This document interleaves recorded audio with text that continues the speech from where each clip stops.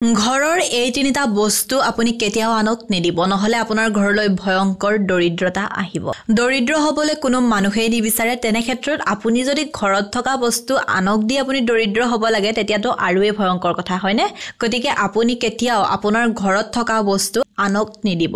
এটা কি তিনিটা বস্তু আনক দিব নালাগে আজি মই আপোনালোকক কম আৰু সেই তিনিটা বস্তু আপুনি আনক নিদিব নহলে কিন্তু দৰিদ্ৰতাই আপোনাৰ ঘৰত চিৰকালৰ কাৰণে বাস কৰিব যাৰ ফলত আপুনি যিমান যি নকৰক কিয় আৰ্থিক দৈন্যতাত ভুগিব লাগিব আপুনি যদি আপোনাৰ ইউটিউব ফেসবুক অথবা ইনষ্টা লিগেল আৰু অৰ্গেনিক ভাৱে গ্ৰোথ কৰিব বিচাৰে আমাৰ লগত যোগাযোগ কৰিব আপুনি আমাৰ পৰা legal views legal subscriber legal followers এই সকলোবোৰ লিগেল আৰু অৰ্গেনিক ভাৱে ল'ব পাৰিব আমাৰ হোৱাটসএপ নম্বৰ 9864808721 আপুনি আমাৰ হোৱাটসএপত মেছেজ কৰিব আপোনাৰ ক্ৰাইটেৰিয়াখিনি জনাই দিব আৰু আপোনাক আমাৰ তৰফৰ পৰা ফোন কৰা হ'ব এতিয়া আমি জানো বলক আপোনাৰ ঘৰত থকা কি বস্তু আপুনি আনক দিলে দৰিদ্ৰতাৰ আপুনি সন্মুখীন হ'ব পাৰে তাৰে ভিতৰত প্ৰথমটো হৈছে আপোনাৰ ঘৰৰ ঝাৰুপাত ঝাৰুক মা লক্ষ্মীৰ ৰূপ বুলি কোৱা হয় তেনে ক্ষেত্ৰত আপুনি যদি আপোনাৰ ঘৰৰ ঝাৰুপাত অৰ্থাৎ আপোনাৰ ঘৰৰ মা লক্ষ্মীক আপুনি আনক দি দিয়ে আপোনাৰ ঘৰত জানো মা লক্ষ্মী থাকিব আমি বহু মানুহে অৱশ্যে নাজানো ঝাৰুপাতকনো কিয় মা লক্ষ্মী বুলি কোৱা হয় বা ঝাৰুপাতক সঁচাকে জানো মা লক্ষ্মী বুলি কোৱা হয় এই কথা আমি বহু মানুহে নাজানো গতিকে এই কথাবোৰ আমি গুৰুত্ব নিদিও বা অৱজ্ঞা কৰো তেনে ক্ষেত্ৰত আমাৰ ঘৰলৈ বেয়া দিন অহাটো বাঞ্ছনীয় গতিকে আপুনি আপোনাৰ ঘৰৰ ঝাৰুপাত কেতিয়াও বেয়া ব্যৱহাৰ নকৰিব ঝাৰুপাত কেতিয়াও আনক নিদিব কোনোবাই যদি কেতিয়াবা বিচাৰি আহে আপুনি বাস এটোৱে কব যে মই ঝাৰুপাত দিবলে নোৱাৰো কেতিয়াও ঝাৰু আনক নিদিব নহলে আপোনাৰ ঘৰৰ পৰা দৰিদ্ৰতা কেতিয়াও নাযায়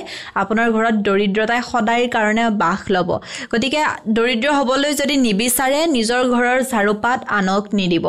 দ্বিতীয়তে হৈছে হালধি আপুনি কাকো নিদিব আসলতে আমাৰ ঘৰত এনেকুৱা কিছুমান বস্তু আছে যিবোৰ বস্তুৱে আমাৰ ঘৰলৈ সুখ শান্তি সমৃদ্ধি আনে হালধিয়ে কি আনে আমাৰ ঘৰলৈ প্ৰসপেৰিটি আনে তেনে ক্ষেত্ৰত আপুনি যদি আপোনাৰ ঘৰৰ প্ৰসপেৰিটিখিনি আনক দি দিয়ে অৰ্থাৎ সমৃদ্ধিখিনি আপুনি আনক দি দিয়ে আপোনাৰ ঘৰত কেতিয়াও সমৃদ্ধি নহয় আপোনাৰ ঘৰত বেয়া দিন অৱশ্যে আহিব গতিকে আপুনি আপোনাৰ ঘৰৰ হালধি কাকো নিদিব বিশেষকৈ